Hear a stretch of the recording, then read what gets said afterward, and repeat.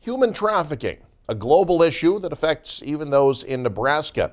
Andrew Pfeifer has more on how you can keep yourself and others safe.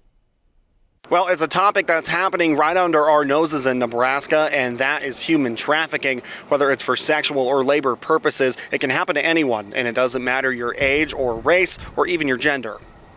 Trafficking goes across the spectrum. You have males, females, boys, girls.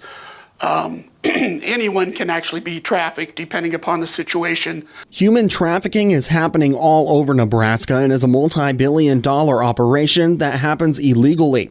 This modern form of slavery coerces individuals into acts that are not consensual for another person's benefit. Well, human trafficking is actually the use of threats or fraud or coercion to obtain some type of labor, commonly or often thought of as prostitution labor or sex act labor.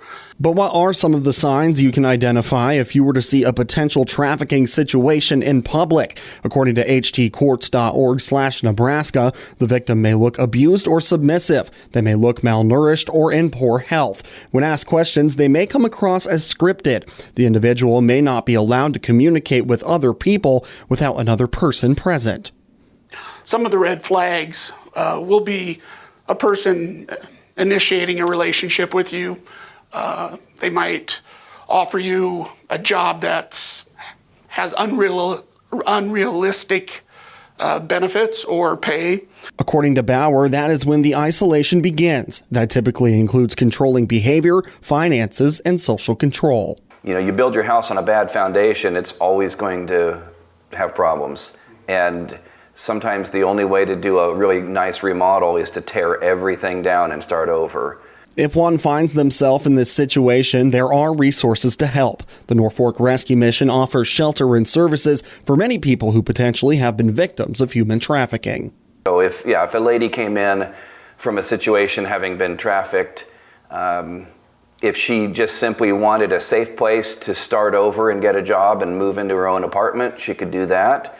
If she wanted, a whole new life in Christ and to have people, mentoring her and speaking into her life for about a year, she can go that route as well.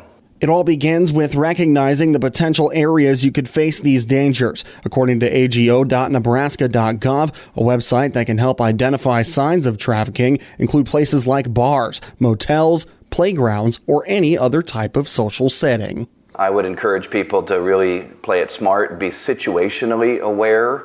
Look around and consider who's there, who looks like they belong, who doesn't.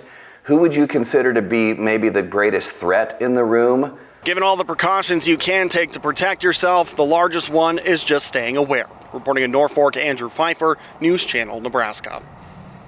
You're watching News Channel Nebraska.